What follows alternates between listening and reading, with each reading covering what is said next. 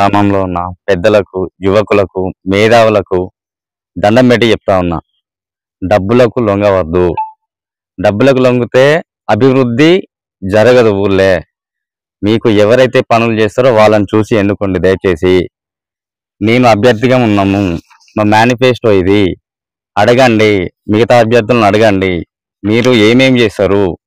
మీరు మా ఇంటికి వచ్చి ఓటు అడుగుతున్నారు కదా, గెలిచినాక ఏమేమి చేస్తారు, మీ పనుల వివరాలు ఏంది అడగండి దయచేసి. మోసపోకండి.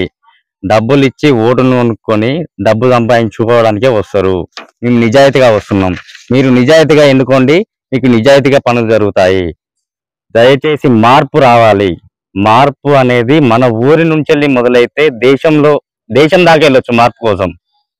1670 ఉన్న ఈ చిన్న గ్రామంలోనే మనం మార్పు తీసుకురాలేకపోతే ఇంకా రాష్ట్రం లెక్కించాలి వస్తుంది. దేశం గురించి ఎలా ఆలోచిస్తావు నువ్వు? ముఖ్యంగా యువతకు చెప్తా ఉన్నా, యువత తలుచుకుంటే ఖచ్చితంగా మనం మార్పు తీసుకురాగలుగుతాం. మీరు ఆ దిశగా ప్రయత్నం చేయండి. నేను కష్టపడుతున్నా, చూస్తున్నారు కదా, ప్రజల్లో అవేర్నెస్ తీసుకురావాలని నేను కష్టపడుతున్నా. యువత మీరు కూడా ఖచ్చితంగా కష్టపడాలి.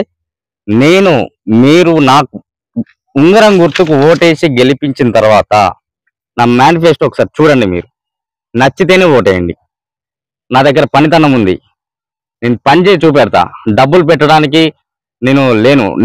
మీకు డబ్బులు ఇచ్చి మళ్ళీ తర్వాత మీకు సేవ చేయాలంటే ఎవడూ చేయడు. గుర్తుపెట్టుకోండి, డబ్బులు ఇచ్చిన వాడు ఎవ్వడు పని చేయడు. అది మీకు కూడా తెలుసు, మీ అంతరాత్మ కూడా తెలుసు. తప్పు ఎక్కడ జరుగుతుందో ఒక్కసారి ఆలోచించి ఓటు వేసే ముందు ఒకే ఒక్కసారి ఆలోచించి ఓటు వేయండి. దయచేసి మార్చుకుందాం, మన ఊరిని అభివృద్ధి చేసుకుందాం. నా మేనిఫెస్టో మీకు ఒక్కసారి వినిపించి చెప్తాను, వినండి. గ్రామంలో ఉచితంగా మినరల్ వాటర్ చేస్తాము. గ్రామ పంచాయతీ నిధులు మరియు చేసిన పనుల వివరాలు కూడా గ్రామ పంచాయతీ ఆఫీసు బయట బోర్డులో పెడతాము. గ్రామ పంచాయతీ బోర్డులో గ్రామ పంచాయతీకి ఎన్ని పైసలు వచ్చినాయి, ఏమేం పనులు చేసినాం అనేది మీరు మమ్మల్ని అడగాల్సిన అవసరం లేదు. గ్రామ పంచాయతీ ఆఫీసు బయట బోర్డులో ఉంటాయి, మీరు ఖాళీ వచ్చి చూసుకొని వెళ్ళండి. గ్రామ భద్రత విషయంలో సీసీ కెమెరాలు ఏర్పాటు చేస్తాము. అవి 24 గంటలు నడిచే విధంగా చూసి గ్రామ భద్రతను పటిష్టపరుస్తాము. గ్రామంలో ప్రతి కాలనీకి సైడ్ కాల్వల నిర్మాణము, మరమ్మతులో ఉన్న సీసీ రోడ్లను బాగు చేస్తాము. మేరపల్లె బసవాపల్లె గ్రామానికి బతుకమ్మ స్థలం ఏర్పాటుకు తోడ్పడుతూ బతుకమ్మ విగ్రహాలను ఏర్పాటు చేస్తాము. గ్రామంలో ఉన్న ప్రభుత్వ స్కూల్ను మెరుగుపరిచి ప్రైవేటు స్కూలుకు ధీటుగా మెరుగుపరిచి తల్లిదండ్రులకు ఆర్థిక భారం తగ్గిస్తాము. గ్రామంలోని వీధి దీపాలు ఎల్లవెల్లలా వెలిగేలా చేస్తాము. ప్రభుత్వం నుండి వచ్చే ఏ పథకాన్నైనా మీకు నేరుగా ఏ ఆఫీసుల చుట్టూ తిరగకుండా పని చేసే బాధ్యత మాది. గ్రామంలో బస్టాండ్ దగ్గర అంబేద్కర్ విగ్రహము, జ్యోతిరావు పూలే విగ్రహాలను ఏర్పాటు చేస్తాము.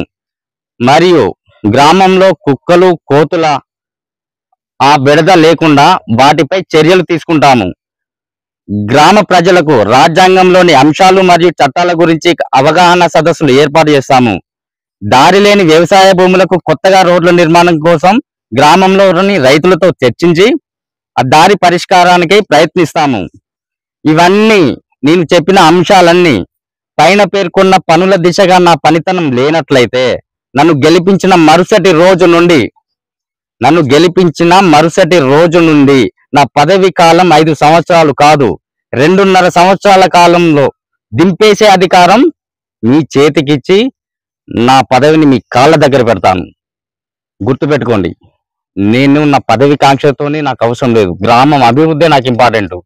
నేను ఏదో సంపాదించుకోవడానికి లేదో నేను పదవిలో కూర్చోవడానికి నాకు అంత ఆశ లేదు. ప్రజలారా, దయచేసి ఈ ఒక్కసారి నన్ను నమ్మి చూడండి. ఒక కొత్త బాటను నేను ఏర్పాటు చేసి చూపెడతా. Thank you. గురించి తర్వాత